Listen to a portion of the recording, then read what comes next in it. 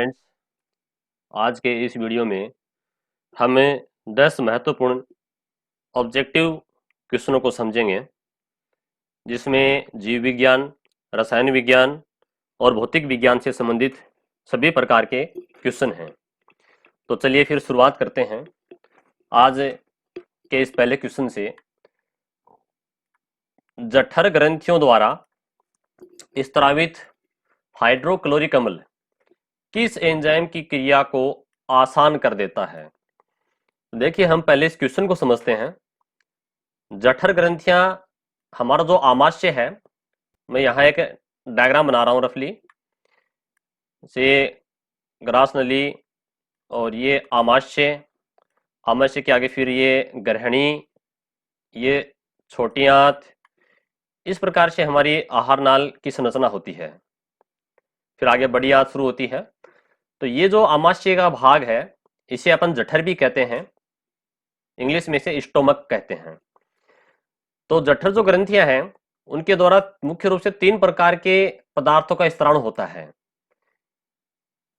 पहला जो प्रकार है वो है म्यूकस।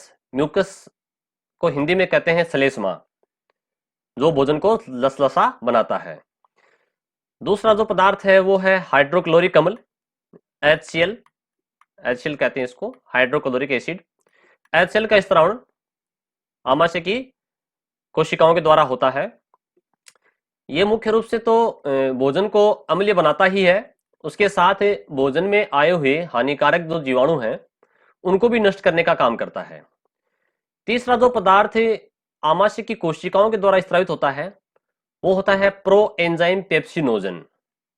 ठीक है, प्रो एंजाइम, मैं शॉर्ट में लिख रहा हूं यहां पर कि प्रो एंजाइम पेप्सिनोजन। ठीक है, मैंने शॉर्ट में यहां लिख दिया। प्रो एंजाइम पेप्सिनोजन जो है, ये एक प्रकार से निष्क्रिय होता है, इनएक्टिव होता है।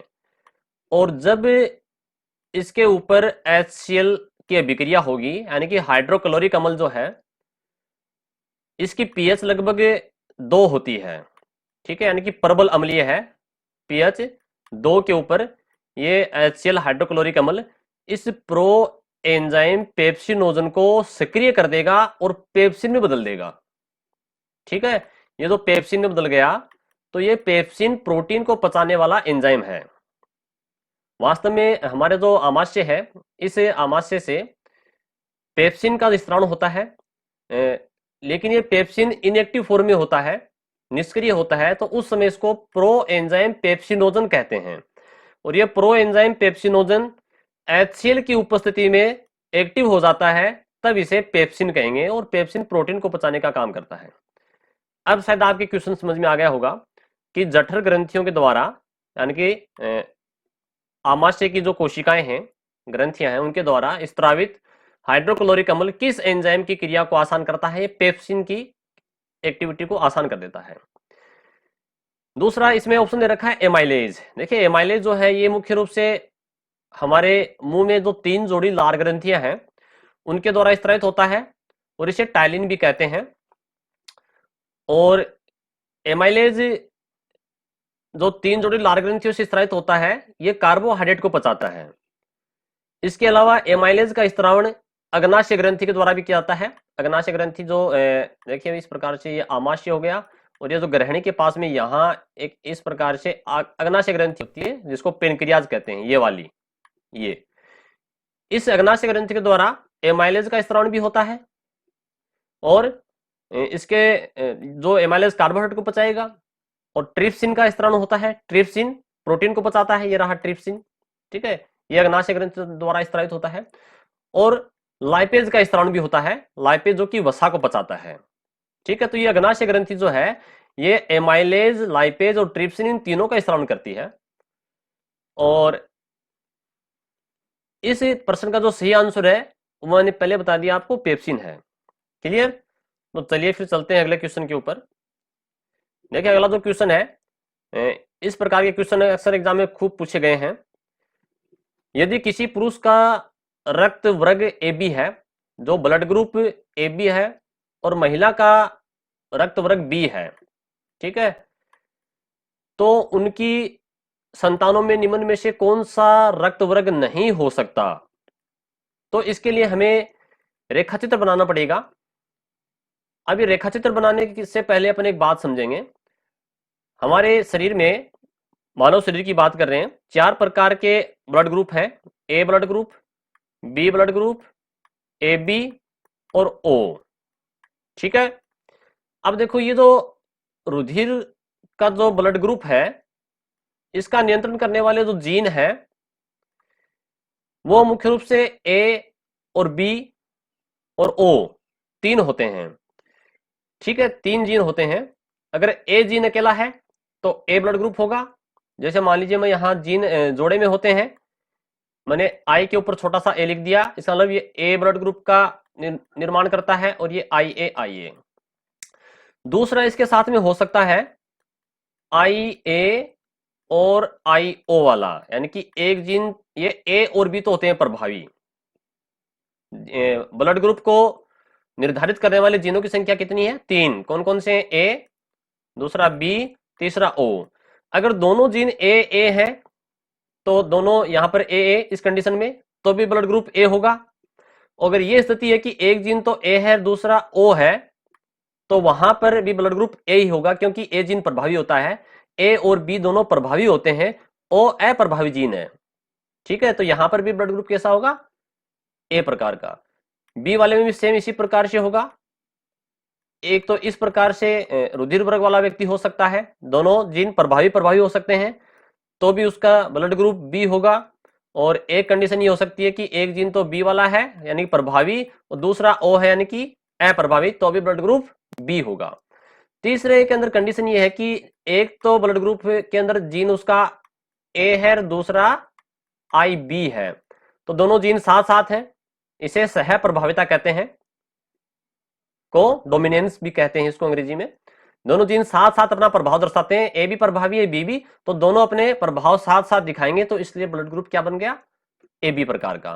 और ओ वाले के अंदर भी एक कंडीशन ही है, यानी कि आई ओ और आई ओ दोनों जीन अप्रभावी हैं, तो इसका ब्लड ग्रुप व्यक्ति का ओ हो जाएगा।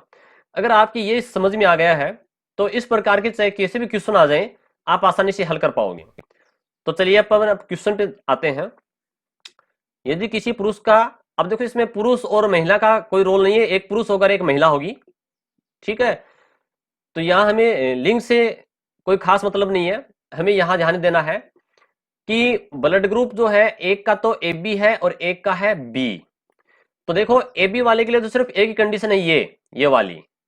ठीक है ना, तो मैं यहां बना रहा हूं, यानी कि इधर मैंने बना दी आई ए और आई बी, हमेशा इसको अपन ऐसे लिखेंगे। इसको क्रॉस का निशान लगा दिया, यानी कि ये पुरुष हो सकता है या महिला हो सकती है, उससे कोई फर्क नहीं पड़ना है। दूसरा इसमें दे रखा है बी, तो बी के लिए 2 कंडीशन है। एक कंडीशन तो कौन सी है भाई? आई बी और आई बी वाली। ठीक है ना, ये रही बी के लिए ये कंडीशन।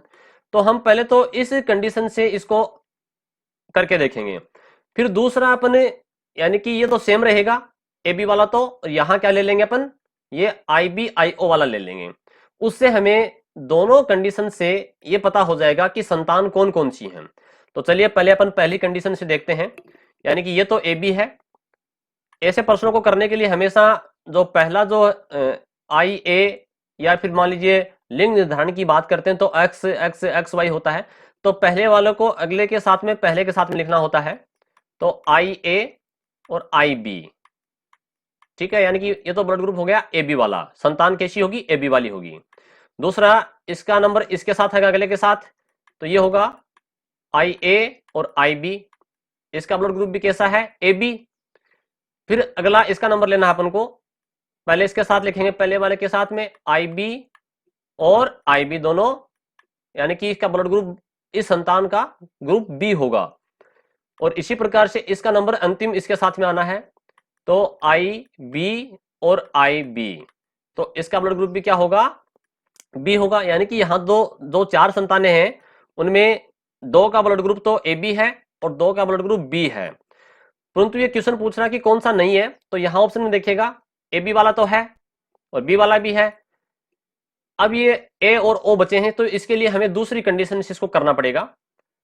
तो चलिए देखो, मैं इसको रब कर रहा हूं, दूसरी कंडीशन बना रहा हूं मैं। ये ब्लड ग्रुप तो है ए बी वाले के लिए मैंने यहां जीन लिख दिए, ठीक है। दूसरा ब्लड ग्रुप क्या है बी के लिए मैं लिखूंगा, दूसरा तो प्रकार है आई बी और IO वाला लेके देखेंगे अपन। ठीक है, सेम वही प्रोसेस है, इन दोनों को अपन लिखेंगे पहले IA और IB। ए पहले लिखा जाएगा हमेशा, दूसरा इसी का नंबर आना है IA के साथ में O के साथ में, तो IA और IO। तो ये ब्लड ग्रुप कैसा है, ए प्रकार का, तो तीसरा ऑप्शन भी इसमें हो गया। ठीक है, चलिए आगे और देखते हैं इसको। ये यहां पर बी और ये बी इसको लिखना है, तो IB और IB, तो ब्लड ग्रुप बी वाला भी है, तो ये ऑप्शन भी हो गया था, तो पहले हो गया था पिछले वाली कंडीशन में ही। अब इसका नंबर इस अगले लास्ट के साथ में इसी के साथ आना है, यानी कि ये मैंने यहां लिख दिया कि IB और IO, तो यहां पर ब्लड ग्रुप बी है। ठीक है, तो यहां देखिएगा ये बी वाला भी है, ये बी वाला रहा, ए वाला भी है, ए बी वाला भी है, तो इसमें कौन सा नहीं है, हमें दोनों से करके देखना है। एक बार तो ये कंडीशन और एक बार कौन सी जो पहले अपने की थी IB और IB वाली कंडीशन से।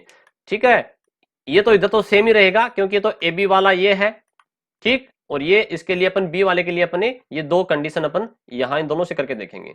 तो हमें यहां किसी भी दोनों कंडीशन में, दोनों में ही जो O प्रकार का ब्लड ग्रुप है ये हमें प्राप्त नहीं हुआ है, यानी कि यहां जो 4 संतानें हैं इन चारों संतानों में O ब्लड ग्रुप वाली संतान नहीं है, जो कि क्वेश्चन में पूछा गया था, तो इसका सही आंसर O रुधिर वर्ग हो जाएगा। क्वेश्चन नंबर 3 है, एस्कोर्बिक अम्ल है एक प्रकार का। देखिए एस्कोर्बिक एसिड एक प्रकार का विटामिन है और विटामिन सी का रासायनिक नाम है। तो हमें जो विटामिन हैं उनके नाम, वैज्ञानिक नाम या फिर रासायनिक नाम बोल दीजिए, वो हमें याद करने पड़ेंगे। अक्सर एग्जाम में इनके क्वेश्चन पूछे जाते हैं।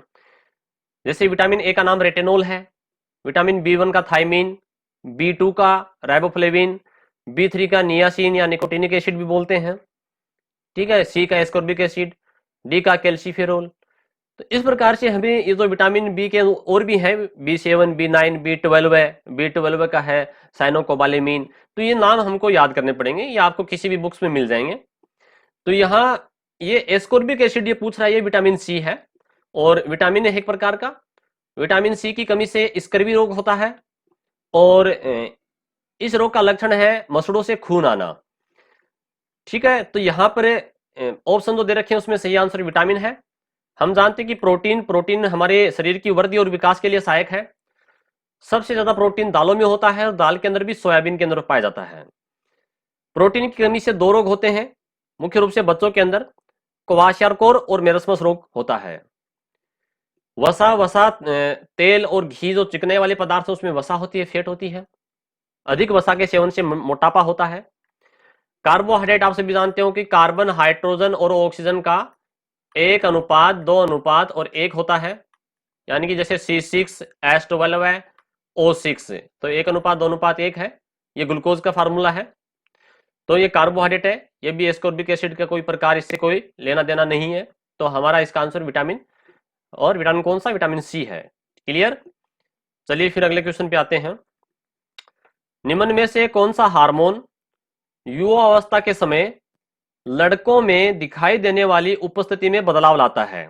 युवावस्था में देखो मुख्य रूप से चाहे लड़का हो या लड़की हो, किशोर अवस्था के अंदर देखिए, पहले शिशु अवस्था है, फिर बाल्य अवस्था, फिर किशोर अवस्था, उसके बाद में युवा अवस्था आती है।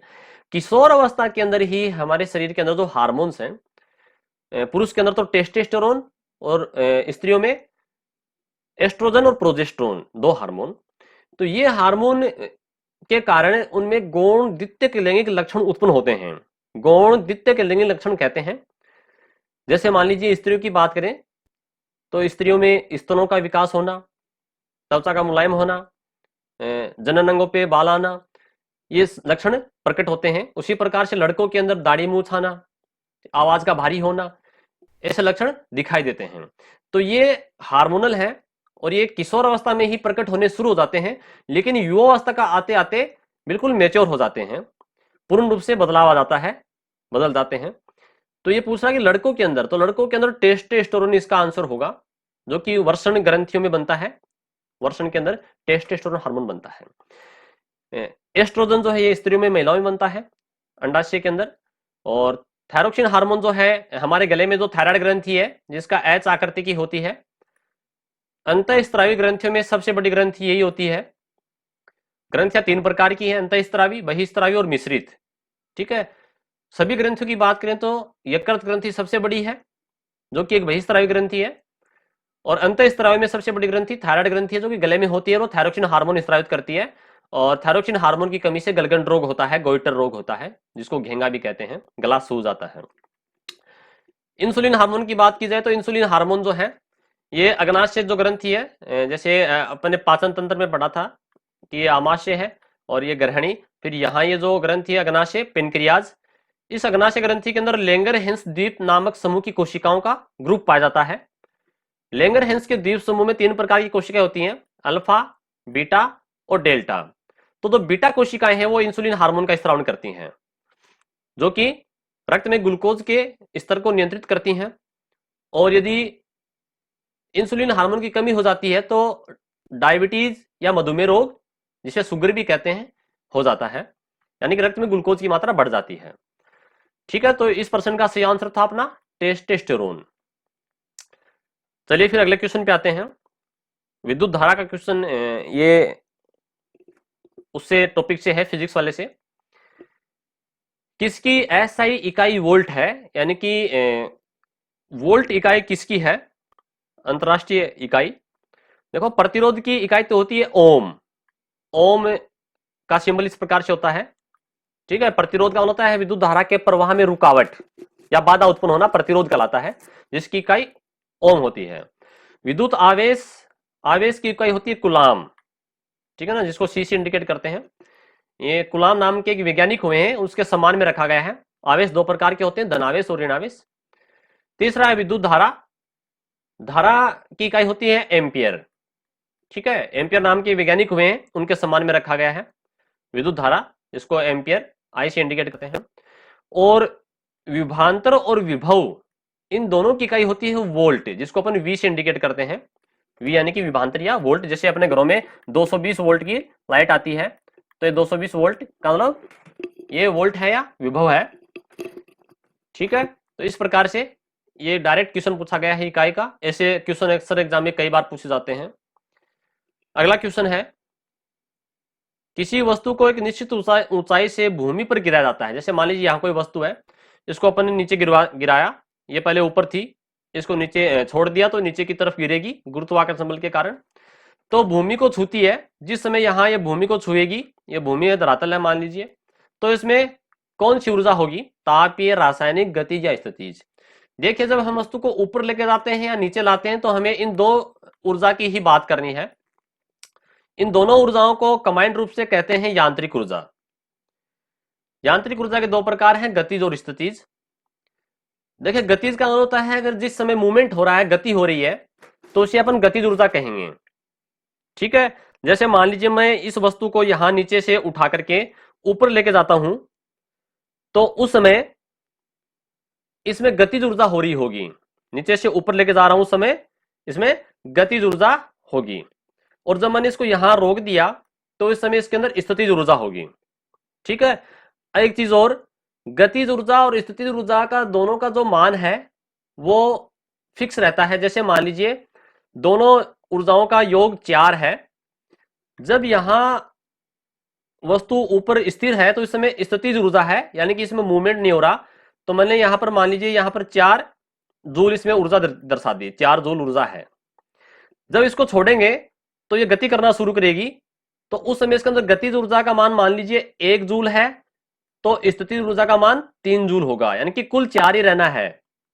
ठीक है, जब यहां ये बीच में आएगी तो गतिज ऊर्जा 2 और स्थितिज ऊर्जा भी 2 जूल हो जाएगी, फिर भी इसका कुल योग 4 ही होना है। और जब यहां पर ये और नीचे आएगी इधर बिल्कुल भूमि के पास में, तो उस समय इसमें 3 जूल तो गतिज ऊर्जा हो जाएगी और 2 जूल मान लीजिए 1 जूल स्थितिज ऊर्जा होगी।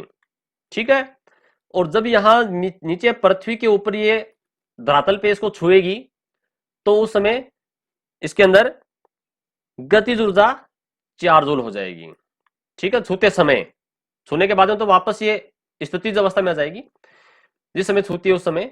तो जब ये भूमि को छूती है, छूती का मतलब जिस समय उसने ऊपर से आके गिर रही है और टच करते समय, ठीक है, तो उस समय इसकी ऊर्जा जो है और कुल यहाँ पर ये 4 जो कि गतिज ऊर्जा हो जाएगी। तो कुल ऊर्जा 4 ही रहती है, लेकिन ये ऊर्जा का परिवर्तन होता है। तो यहां पर जब भूमि को छूती है उस समय इसके अंदर गतिज ऊर्जा होगी, ठीक है। तो इस प्रकार से क्वेश्चन जो है अक्सर एग्जाम में कई बार पूछे जाते हैं। चलिए फिर अगला क्वेश्चन देखते हैं अपन। किस लेंस का उपयोग निकट दृष्टि दोष, देखिए ये प्रकाश वाले टॉपिक से मान लीजिए या फिर बायोलॉजी का टॉपिक जो है मानव नेत्र वाले से मान लीजिए, दोनों दोनों में ही ये क्वेश्चन अपन को पढ़ने को मिलेगा। किस लेंस का उपयोग निकट दृष्टि दोष, निकट दृष्टि दोष को अंग्रेजी में मायोपिया कहते हैं और एग्जाम के अंदर कई बार ये मायोपिया के नाम से ही क्वेश्चन पूछा गया है। तो हमें दोनों नाम याद रखने हैं, निकट दृष्टि दोष को ही मायोपिया कहा जाता है। इसे पीड़ित लोगों को लोगों द्वारा किया जाता है। देखिए मानव के अंदर कई प्रकार के नेत्र दोष होते हैं, जैसे मोतियाबिंद आपने नाम सुना होगा, निकट दृष्टि दोष, दूर दृष्टि दोष, ठीक है। तो यहां पर जो निकट दृष्टि दोष है उसमें निकट की वस्तु तो दिखती है लेकिन दूर की वस्तु नहीं दिखाई देती है, ठीक है। दूसरी बात यह है निकट दृष्टि दोष के लिए मुख्य रूप से अवतल लेंस का प्रयोग करते हैं। जैसे नेत्र है और नेत्र के आगे यहां पर अवतल लेंस का चश्मा लगा देंगे, जो चश्मा या ऐनक है अवतल लेंस का। अवतल लेंस को कॉनकेव लेंस कहते हैं अंग्रेजी में। कॉनकेव, केव का मतलब होता है गुफा, यानी कि गुफा की तरह है इस प्रकार से, है ना। ये द्वितीय अवतल लेंस है, ये सतह भी इसकी अवतल है, ये भी सतह इसकी अवतल है, तो इसे अपन उभयावतल भी कहते हैं, ठीक है। तो यहां पर अवतल लेंस का प्रयोग किया जाता है निकट दृष्टि दोष में। निकट दृष्टि दोष में होता क्या है कि प्रतिबिंब जो है वो रेटिना से पहले ही बन जाता है। तो यहां पर हमें याद रखना है कि निकट दृष्टि दोष जो है इसमें निकट की वस्तु तो दिखती है लेकिन दूर की वस्तु नहीं दिखती है। दूसरा, इसको ठीक करने के लिए अवतल लेंस का प्रयोग किया जाता है।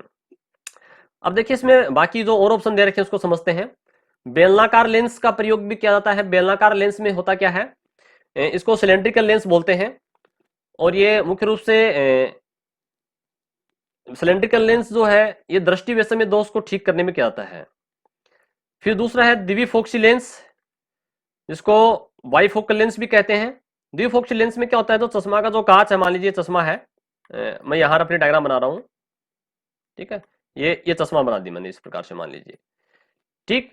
तो इसमें ऊपर का भाग जो ये तो होता है अवतल और नीचे का जो भाग है होता है उत्तल, तो इसे कहते हैं अपन द्विफोक्सी लेंस, ठीक है। और तीसरा तो इसका ऑप्शन आंसर हो ही गया। चौथा यहां पर इसका आंसर जो है उत्तल लेंस। उत्तल लेंस का प्रयोग करते हैं दूरदृष्टि दोष को ठीक करने के लिए। तो इस प्रकार से यहां अक्सर हमारे एग्जाम के अंदर ये क्वेश्चन पूछे जाते हैं लेंस से संबंधित, या लेंस के अंदर जो इसके उपचार हैं मानव नेत्र को ठीक करने के लिए उससे संबंधित क्वेश्चन पूछे जाते हैं।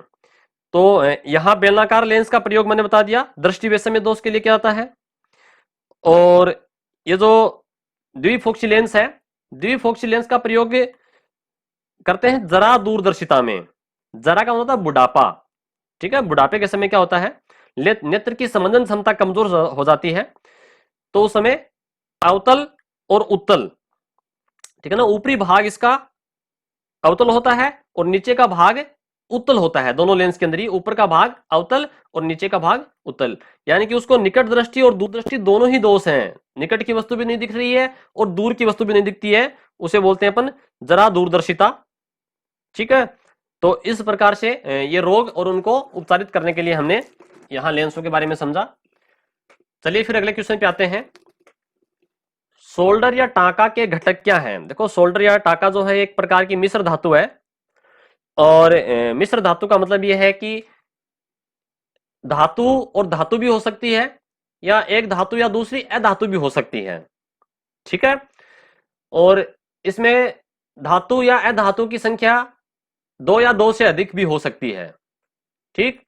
तो यहां पर ये जो सोल्डर है, टाका है, एक प्रकार का तार वायर है, और आपने देखा होगा रेडियो या टीवी के अंदर जो जब कभी तार टूट जाता है तो उसको जोड़ने के लिए इस वायर का प्रयोग किया जाता है, इसको गर्म करके वापस चिपकाने के लिए यूज करते हैं। तो यहां पर इसका सही आंसर तो है PB plus S N, PB को बोलते हैं लेड, लेड यानी कि शीशा, ठीक है, शीशे का फार्मूला है, प्रतीक चिन्ह है। और एस एन बोलते हैं टिन को, टिन जो धातु है। तो पीबी और एस एन जो है, लेड और टिन जो है, इन दोनों के मिश्रण से ही बनता है सोल्डर या टांका।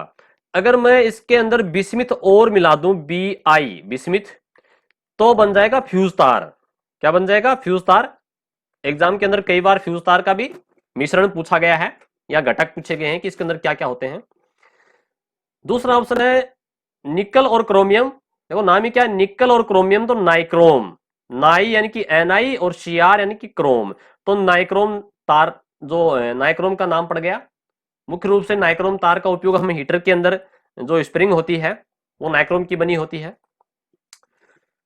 अगला है Cu plus N N S N, copper plus tin, ठीक है ना, इसे कासा कहते हैं। कासा, अंग्रेजी में इसको ब्रोंज भी कहते हैं, ब्रोंज या कासा एक ही बात है, ठीक है। तो कासे के अंदर कॉपर प्लस टिन होता है। और अंतिम दे रखा है मिश्रण इसमें copper plus zinc. Copper plus zinc जो है ये पीतल का मिश्रण है, पीतल के अंदर कॉपर प्लस जिंक होता है, ठीक है, जिसे ब्रास भी कहते हैं, यानी कि BRASS। और ये है ब्रोंज, ये ब्रोंज है और ये ब्रास है, ठीक है। तो अक्सर यहां से भी क्वेश्चन कई बार पूछे जाते हैं। अगर मिश्र धातुओं में एक धातु पारा है, पारा यानी कि Hg मरकरी है, यानी कि मरकरी के साथ में कोई धातु का मिश्रण बनाते हैं तो उसे अमलगम कहते हैं, ठीक है। यानी कि अगर एक धातु, मरकरी क्या है, मरकरी धातु है, Hg जो पारा मरकरी ये धातु है, धातु के साथ में अन्य कोई धातु या धातु मिली हुई है तो उस समय उसको अमलगम कहते हैं, ठीक है, क्लियर। चलिए क्वेश्चन नंबर 9 पे आते हैं। निम्न में से कौन सा एक तत्व नहीं है? देखिए पहले अपन को पूरा एक चार्ट समझना होगा। आपने नाम सुना है परमाणु, जैसे मान लीजिए परमाणु या हाइड्रोजन का परमाणु है और हाइड्रोजन के परमाणु के साथ में एक हाइड्रोजन का परमाणु और मिल गया तो ये बन गया हाइड्रोजन का अणु H2, ठीक है। तो ये अकेला जो है ये क्या है, ये तत्व है, परमाणु जो है ये भी एक तत्व ही है, और दो तत्व मिलकर के यहां पर क्या बन गया, एक अणु बन गया, ठीक है। तो परमाणु के मिलने से अणु बनता है।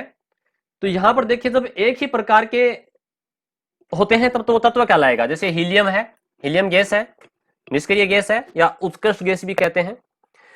कॉपर, कॉपर के अंदर यहां पर कॉपर Cu दे रखा, केवल कॉपर का तार हो सकता है, कॉपर का कोई बर्तन हो सकता है तांबे का, तो ये भी एक प्रकार का तत्व है।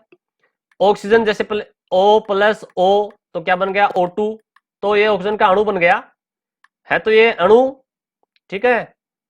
लेकिन यहां पर ये दोनों एक ही प्रकार के परमाणु हैं तो इसलिए भी क्या कहेंगे, इसको तत्व कहेंगे, ठीक है। जब अलग अलग प्रकार के परमाणु जुड़े जैसे हाइड्रोजन प्लस हाइड्रोजन और प्लस ऑक्सीजन तो ये बन गया H2O। तो यहां पर ये दो तो एक प्रकार के हैं परंतु यहां दूसरा अन्य प्रकार का तत्व है। जब दो अलग अलग प्रकार के परमाणु जुड़ते हैं तो उस समय जो अणु बनता है ये जल का अणु है, लेकिन ये तत्व नहीं है, ये यौगिक कहलाएगा। ये क्या कहलाएगा, यौगिक, इसे अपन यौगिक कहेंगे, ठीक है। यहां पर ये अणु है, ये ऑक्सीजन का एक अणु और ये जल का एक अणु है, परंतु ये तो तत्व है और ये एक यौगिक है। यौगिक में दो अलग अलग प्रकार के परमाणु भाग लेते हैं जबकि तत्व के अंदर एक ही प्रकार के परमाणु भाग लेते हैं। और ये अकेला है, ये अकेला परमाणु है और ये अकेला भी ही परमाणु है, परंतु यहां पर ये अणु कहलाएगा, ठीक है। दो हो गए तो ये अणु बन गया। तो ये तीन चार जो शब्द हैं, तत्व है, यौगिक, अणु, ठीक है, यहां से कई बार क्वेश्चन आते हैं। चलिए अंतिम क्वेश्चन देखते हैं। जीवाश्म ईंधन, देखिए जीवाश्म ईंधन किसे कहते हैं, जो फॉसिल्स फ्यूल होता है। पृथ्वी पर किसी समय जो पेड़ पौधे, वनस्पति या जीव जंतु थे वो उथल पुथल के कारण या अन्य किसी घटना के कारण पृथ्वी के नीचे दब गए और उनसे जो कोयला बना है या फ्यूल बना है वो जीवाश्म ईंधन कहलाता है, जिसमें पेट्रोल, डीजल, केरोसिन ये सब शामिल है। तो ये इसे जीवाश्म ईंधन कहते हैं। जब ये जलता है पेट्रोल, डीजल या कोयला तो उसके समय जब जलने से कार्बन मुक्त होता है, नाइट्रोजन मुक्त होती है और सल्फर मुक्त होती है, ठीक है। जीवाश्म ईंधन के जलने से कार्बन, नाइट्रोजन और सल्फर के ऑक्साइड बनते हैं। जैसे सल्फर का ऑक्साइड हो गया SO2 सल्फर डाइऑक्साइड, कार्बन का ऑक्साइड हो गया कार्बन डाइऑक्साइड, नाइट्रोजन का ऑक्साइड हो गया NO2 NO3, है ना, नाइट्राइट या नाइट्रेट, ये बन जाते हैं, या कार्बन मोनोऑक्साइड, तो ये कार्बन के ऑक्साइड हो गए, सल्फर के, नाइट्रोजन के ऑक्साइड। जब ये सल्फर के ऑक्साइड या नाइट्रोजन के ऑक्साइड जल के साथ क्रिया करते हैं, जब बारिश होती है तो उस समय, जैसे मान लीजिए ये नाइट्रोजन का ऑक्साइड ये जल के साथ क्रिया करेगा तो बनाएगा HNO3, ठीक है, HNO3 यानी कि नाइट्रिक एसिड बन गया। ये सल्फर डाइऑक्साइड जल के साथ क्रिया करेगा तो उसमें बन जाएगा H2SO4 यानी कि सल्फ्यूरिक एसिड बन गया। तो ये एसिड बन गया, अम्ल बन जाता है। और जब उस बारिश के अंदर सल्फर डाइऑक्साइड यानी कि H2SO4, सल्फ्यूरिक एसिड और नाइट्रिक एसिड की मात्रा ज्यादा होती है तो उसे अपन एसिड रेन कहते हैं, अम्लीय वर्षा कहते हैं, ठीक है। जो कि संगमरमर के साथ अभिक्रिया करती है और उसको मटमेला कर देती है। इसीलिए क्वेश्चन बनता है कि ताजमहल के ऊपर यदि अम्लीय वर्षा करवाई जाए तो क्या होगा, उसका रंग जो है वो मटमेला हो जाएगा, काला हो जाएगा, क्योंकि अम्ल जो है ये संगमरमर के साथ जब क्रिया करता है तो अभिक्रिया के दौरान उसको मटमेला कर देता है, उसको क्षति पहुंचाता है। इसीलिए आगरा जो ताजमहल है वहां उसके कुछ किलोमीटर एरिया के अंदर पेट्रोल डीजल से चलने वाले वाहनों पर बैन है, प्रतिबंध है। वहां या तो इलेक्ट्रिक वाहन आपको मिलेंगे या फिर तांगा गाड़ी, ठीक है ना, या ऊंट गाड़ी वहां तक पहुंचने के लिए आपको मिलेंगे। उस एरिया के अंदर यहाँ पर पेट्रोल या डीजल से चलने वाले जो वाहन है उनके ऊपर प्रतिबंध लगा हुआ है। तो ये पूछ रहा है कि ये जो कार्बन या नाइट्रोजन, देखिए नाइट्रोजन का ऑक्साइड है ना, ये नाइट्रिक एसिड बन गया, और ये सल्फर का ऑक्साइड ये H2SO4 सल्फर डाइऑक्साइड से बन गया। तो इनकी प्रकृति कैसी होती है, अभी मैंने बताया ये अम्ल है, एसिड है, तो इनकी प्रकृति कैसी होगी, अम्लीय ऑक्साइड बनाएंगे ये, ठीक है ना। ऑप्शन दे रखे हैं अम्लीय ऑक्साइड, तो इसका सही आंसर ये अम्लीय ऑक्साइड ही है। दूसरा जैसे ऑप्शन दे रखा है इसमें उभयधर्मी ऑक्साइड, जो कि इसका गलत आंसर है, ये सारे और बाकी के गलत है। सारे ऑक्साइड भी नहीं होते, निष्क्रिय भी नहीं होते, ये कैसे होते हैं, ये अम्लीय ऑक्साइड होते हैं, ठीक है। तो इस प्रकार से यहाँ ऐसे क्वेश्चन एग्जाम के अंदर कई बार पूछे जाते हैं। आपने वीडियो को ध्यान से देखा, बहुत बहुत धन्यवाद।